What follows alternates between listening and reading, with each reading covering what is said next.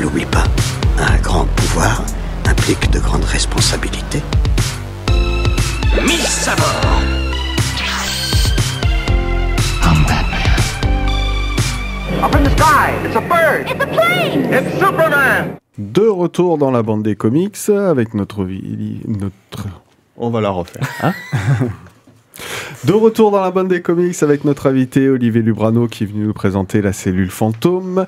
Nous attaquons notre deuxième partie d'émission avec cette fois un... On n'est pas vraiment sur un top. Si, certains... On va essayer de mettre un top. Je ne monte personne, mais certains ont vraiment insisté lourdement pour faire un top. Voilà, je sais pas du tout qui c'est, par contre. Je ne vois pas du tout qui c'est non plus. Pour certains, il y a un top 1.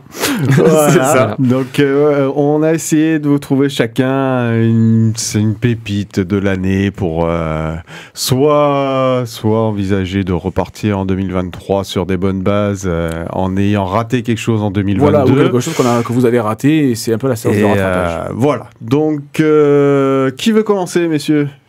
Vous battez pas. Allez, je choisis. Jay, c'est toi. Allez, c'est parti. Moi, je vais vous parler de Nightwing Infinite, tome 1, qui est sorti en début d'année chez Urban Comics. Donc, c'est un comics de 160 pages et qui a coûté 17 €. Et il y a le tome 2 qui est sorti d'ailleurs il n'y a pas très très longtemps. Donc on est dans l'univers de Batman, l'univers de Gotham. Nightwing, si tu peux juste nous Alors Nightwing, le personnage. Le personnage, c'est effectivement le premier Robin, donc Dick Grayson, le premier Robin historique des années 40, qui a bien grandi et qui s'est émancipé au cours des années. Et notamment dans les années 80, il a pris un autre costume, il est devenu effectivement Nightwing. Et donc c'est le défenseur d'une ville qui s'appelle Bloodhaven. Donc voilà, il est parti de Gotham pour aller faire le justicier dans cette ville-là. Et donc cette période Infinite là, donc qui a démarré chez Urban Comics après avoir suivi DC Comics aux États-Unis, on va avoir donc un premier tome. On va se relancer sur une nouvelle histoire et donc Nightwing revient à Bloodhaven après avoir eu une période d'amnésie en fait pendant la période Rebirth dans la série Batman. On vous a expliqué toute cette histoire de reboot et de différentes continuités la dernière fois. Donc voilà. Et donc dis-nous en plus. Notre personnage va reprendre son rôle donc de justicier à Bloodhaven et il va se retrouver avec une personne qui va briguer la mairie de Bloodhaven qui s'appelle Zuko. Son nom de famille c'est Zuko et il se trouve que c'est le nom Tony Zuko. C'est le nom en fait donc de l'assassin des parents de Dick Grayson quand il était petit et qui travaillait dans le cirque d'acrobates. Voilà, le cirque Ali.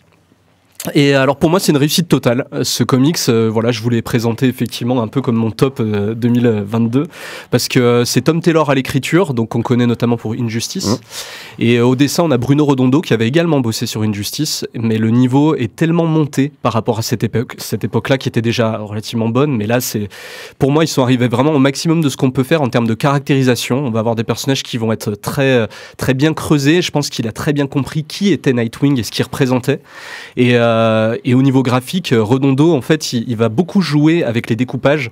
Et notamment, il s'amuse beaucoup avec le fameux effet où Rémi se moque tout le temps de moi, l'effet des Lucas. Non, je me moque pas.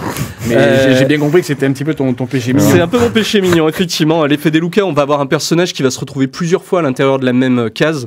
Et donc, on va suivre son action. Alors, effectivement, on l'a à plusieurs reprises. C'est pas mal utilisé. On a les zooms aussi sur les outils, les armes qu'il va pouvoir utiliser. Un petit peu comme une notice d'un gadget. Donc, finalement, on retrouve un peu des choses qu'il y avait déjà dans le Hawkeye de Matt Fraction et David Hara. Avec ce découpage, cette façon de raconter l'histoire. Mais voilà, moi c'est surtout pour cet aspect lumineux que je le conseillerais. C'est vraiment un comics qui met du baume au cœur, qui est vraiment bien fait. Et voilà, on n'est pas du tout dans le côté sombre de Gotham là. Voilà, on est vraiment dans la lumière de Nightwing. Et encore une fois, ça semble être une bonne porte d'entrée pour découvrir ce personnage. Exactement. Vous connaissez un peu, non ? Vous l'avez déjà vu ? Moi je l'ai vu passer, mais je l'ai pas lu du tout. Ouais, bon. C'est vrai que Nightwing n'est pas celui qui est le plus mis en avant. La un série peu plus avec la série Titans. Ouais. Voilà, mais bon, c'est une idée. Bon, écoute, on mettra ça en avant. Olivier. Alors moi, c'est pas forcément vraiment un top, on va dire, c'est plus un coup de cœur, parce que c'est vrai que cette année, j'ai beaucoup travaillé, j'ai pas eu le temps de lire autant que ce que j'aurais aimé, autant que d'habitude. Ah bon ? Et oui, j'ai pas forcément... T'avais un truc sur le feu ? C'est ça. J'ai pas forcément un avis sur tout ce qui est sorti, mais c'est plus un coup de cœur. Donc je vais vous parler d'une BD jeunesse qui s'appelle Les Mondes électriques de Christophe Aliel. Donc en plus c'est un ami et c'est une très bonne BD qui est sortie aux éditions Glénat. Donc c'est en 3 tomes et donc on suit en fait l'histoire donc de... c'est dans une école et donc en fait c'est pas une journée d'orage terrible qui va faire en fait que un orage un peu surnaturel qui fait que les adultes en fait vont devenir fous et ça viendrait en une sorte un peu de survival en fait où les enfants vont devoir se débrouiller pour survivre et bien que ce soit de la BD jeunesse il y a quand même on voit que le lecteur est pas pris pour un enfant justement, il y a une espèce un peu de cruauté comme ça qui est assez intéressante. Et il y a une superbe ambiance, vraiment comme ça, d'orage et de fin du monde qui approche. Et c'est très très bien dessiné. Et donc en plus, c'est un ami, donc j'en profite. Ça rappelle un peu Seul dans il y a complètement. Ouais, il y a une vraie ambiance qui est un petit peu à la Seul, mais avec un côté, on va dire, plus de danger. Parce que Seul, ils sont seuls. Là, les adultes veulent leur faire la peau. Donc c'est encore c'est encore différent. Puis il y a un côté un peu surnaturel qui arrive sur la fin. Donc non, c'est en 3 tomes et en tout cas le premier tome est vraiment excellent. Et est-ce que j'ai le droit de dire un deuxième petit truc ? Oh bah je t'en prie, vas-y. Vite fait. T'as l'avantage d'être l'invité. Ben voilà, j'en profite. Et donc là aussi, énorme coup de cœur. Alors là, c'est terrible pour les. Alors c'est du manga. C'est les adaptations de Gutanabe qui adapte Lovecraft en fait. Et donc cette année, il y a les 2 tomes du Cauchemar d'Innsmouth qui sont sortis. Donc qui est un des romans. Enfin c'est un roman ou une nouvelle, je sais plus, de Lovecraft qui est un des grands classiques. Et là, c'est vraiment en termes de bande dessinée, c'est un pur régal. C'est-à-dire que l'histoire, elle est vraiment d'une efficacité incroyable et le dessin graphiquement c'est fou. Donc c'est très très belle adaptation. En plus les bouquins sont super beaux. L'édition est magnifique. Ouais, l'édition sont magnifiques. Je me souviens couverture les cuir. avoir vus, ouais. Non, c'est vrai qu'on a l'avantage d'avoir la qualité. On connaît Lovecraft, hein, donc je pense Cthulhu. que tu es le scénario. Le scénario, t'es sûr qu'il y a une bonne base, et puis après. Et graphiquement, c'est un monstre. C'est très très Parce très que fort. souvent, en plus, les mangas, le problème, c'est dû au fait d'avoir un manque de profondeur sur les dessins. Et je sais pas là comment c'est appliqué. Alors là, c'est assez intéressant parce que justement, par rapport, on va dire, un peu au stéréotype qu'on peut avoir du dessin manga, là, on a quelque chose qui est mis en avant sur les décors, sur l'ambiance, qui est assez incroyable. Et c'est très, comment dire, ça colle vraiment à l'esprit de Lovecraft, c'est-à-dire que les personnages sont presque secondaires. Ce qui va être important, c'est les créatures, c'est l'univers, c'est le monstre. Et les 2 tomes du Cauchemar d'Innsmouth, si vous connaissez pas, c'est vraiment, là pour le coup, c'est une très très bonne porte d'entrée aussi pour ça, quoi. Bah écoute, merci pour ces infos, on diffusera. Gilles, dis-nous tout. Moi, je vais vous parler de la bande dessinée La République du Crâne chez Dargaud. Oui. Génial. Oui. Ouais, écoute, visiblement, t'as un adepte. Dis-nous, pour ceux qui connaissent pas, comme moi, par exemple. Alors déjà, j'ai apprécié cette bande dessinée parce qu'on va pas partir vraiment sur de la piraterie pure avec des pirates sanguinaires. Non. Au contraire, on va voir que ces pirates-là, le monde de la piraterie de l'époque, c'était un monde plutôt égalitaire et ça va être les premiers à avoir créé une république, enfin un semblant de république. Parce qu'à l'époque, le capitaine était désigné avec le vote de tout l'équipage et il pouvait être destitué à tout moment par le second maître. Voilà, chose qu'on ne savait pas forcément. On devrait appliquer ça de nos jours. C'est très très bien. Ouais. Moi je dis oui. Mais vas-y, continue. Pardon. Non, voilà, ça permet de voir l'autre côté de la piraterie. Voilà, je trouvais que ça change de tout ce qu'on peut voir actuellement. Après, ça va être du classique, ça va être un capitaine du coup qui va être élu par son équipage et qui va décider de rentrer en rébellion contre l'Angleterre. Parce que c'est vraiment l'époque où les Anglais ont décidé de faire la chasse à la piraterie. Et on va aller voir comment ils vont se retrouver en Afrique à monter leur propre république avec des esclaves qu'ils ont libérés. Voilà. Mais voilà, c'est vraiment ce côté-là de découverte de la réflexion du capitaine qui dit, en fait, tout le monde nous fait passer pour des sanguinaires à cette époque, mais c'est eux qui sont sanguinaires, qui ne comprennent pas où on veut en venir. Voilà. Ouais, donc une inversion des rôles, paradigmes tout à fait, et des rôles. Donc l'idée est de quoi? Est de faire une BD historique ou... C'est complètement historique, oui, parce qu'ils ont retrouvé des lettres, enfin voilà. Ça a été assez documenté à la fin. À Nassau, qui a été permis le développement de cette république, etc. Mais en Afrique, je connaissais pas. Ok, donc on est sur mi-documentaire, enfin mi-historique, mi-documentaire, voilà, avec quelques passages qui ont été romancés forcément, mais très très bien. D'accord, bah écoute, je connaissais pas.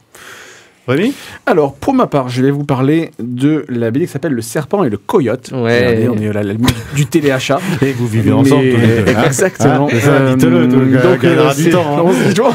C'est bien, en fait, on s'appelle le soir et je sais pas parler de quoi, toi. Mais donc, du coup, c'est Le Serpent et le Coyote, sorti chez au Lombard dans la magnifique collection signée. C'est de Xavier et de Mats. Et en fait, je suis pas un habitué du franco-belge, ou on va dire de la ligne claire.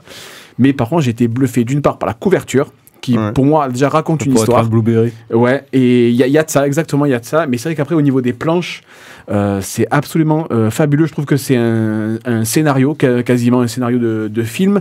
Alors pour l'histoire, c'est un gars qui se balade dans une caravane et en fait qui est un témoin protégé par la police, qui est un ancien membre de la pègre à New York et en fait qui a, on va dire au début, balancé ses anciens complices contre la protection de la police, sauf que voilà, finalement la police ne le protège pas tant que ça et du coup il va devoir prendre un peu les devants parce que sinon c'est lui, en fait ses anciens complices veulent le faire taire et en fait voilà, donc c'est vrai que c'est une histoire policière. J'aime beaucoup les polars, là j'ai été emballé par cette histoire, par la couverture, par l'édition, ça va chercher vers un petit peu plus de 20 € je crois. Oui.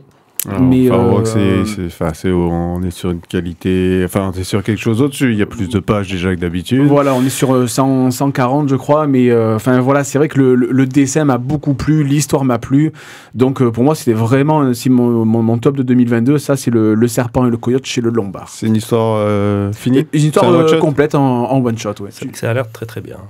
Ouais. Je l'avais remarqué aussi. Puis, mais c'est vrai que j'avais vu plusieurs fois, je l'ai feuilleté en librairie et puis voilà, j'avoue j'ai été faible, je l'ai pris mais je le regrette pas du tout et ça m'a intéressé d'ailleurs. Enfin, je me suis dit tiens, il faut que j'en connaisse un petit peu plus sur cette collection signée. C'est une très très belle collection.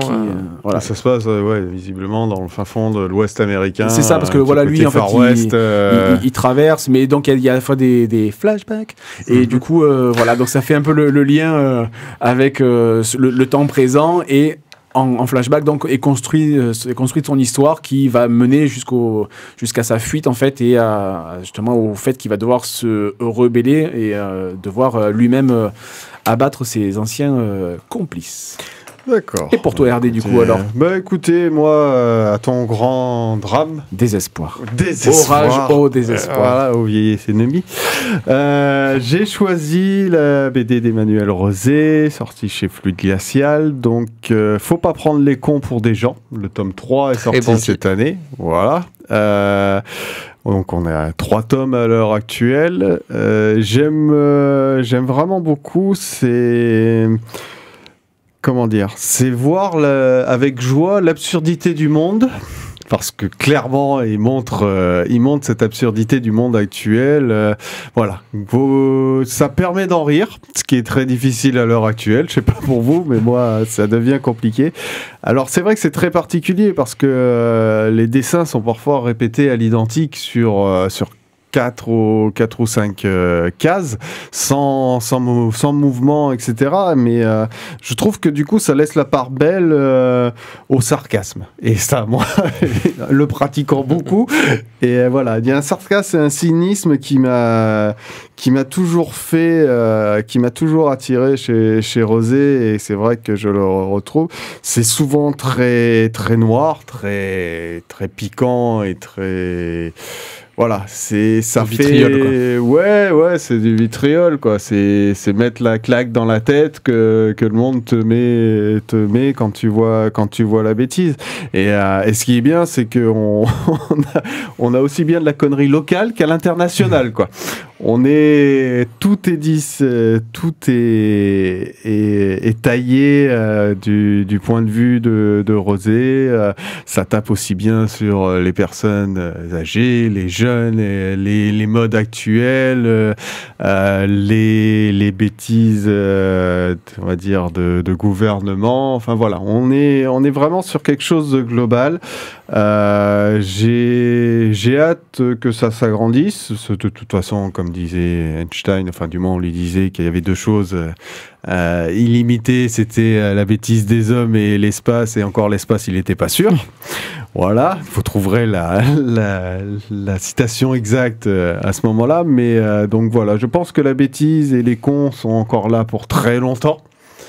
Qu'on va avoir, voilà, si on peut en tirer un minimum de joie, c'est j'ai vu qu'il y a un coffret regroupant les deux premiers tomes, ouais, qui est sorti, donc ça permet aussi peut-être à prix un petit peu ça réduit. fait un joli cadeau, voilà. Donc si vous connaissez quelqu'un qui supporte pas les cons et qui veut en rigoler, vous pouvez lui faire ça. Ou si vous voulez dire à quelqu'un qu'il est con mais sans lui dire, vous pouvez aussi lui faire ça et trouver certains points communs quoi. Ils ont fait des tote bags aussi. Oui, non, mais je te dis, il y a tout un merchandising et de goodies, mais et aussi il a fait on n'en voit jamais la couleur. Fait une BD sur, je sais plus le titre, mais la couverture c'est le gars il marche sur la lune. La connerie n'a pas de limite. Ouais, voilà. D'accord. Et il en a fait une autre aussi. Non, mais c'est décliné, hein, donc voilà. Bon, messieurs, on a fait un peu le tour de tout ça, ça va très très vite. On arrive déjà à la fin de notre heure. Hélas. Voilà, donc vous retrouverez. J'ai pas le bouton qui permet de lancer le jingle. Mais tu vas les faire. Donc ça sera notre émission de janvier. On espère qu'elle a été de qualité pour chacun. Merci encore Olivier. Merci beaucoup. D'avoir accepté notre invitation, d'être venu nous parler de ton bébé. On attend le tome 2 pour la suite. On aura l'occasion d'en reparler. J'espère que tu auras le temps de revenir. Oui. On va finir comment en musique, tu nous as choisi un petit morceau. Oui, un morceau d'un groupe qui s'appelle Old 197th. Comment on prononce ça? Old 97. Ouais, voilà. Voilà. Et c'est la bande originale du dernier film Les Gardiens de la Galaxie qui est sorti sur Disney Plus pour les fêtes de Noël. Le spécial Christmas. Voilà. Et le morceau I Don't Know What Christmas Is, But Christmas Time Is Here. Voilà. Bon, messieurs, merci à tous. Et puis on se retrouve le mois prochain, cette fois, je l'espère, pour 2 émissions. Tout à fait. Merci. Salut. Au revoir.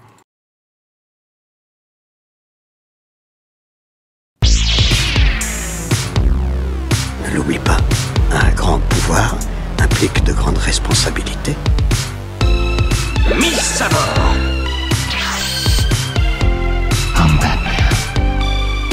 Up in the sky, it's a bird. It's a plane. It's Superman.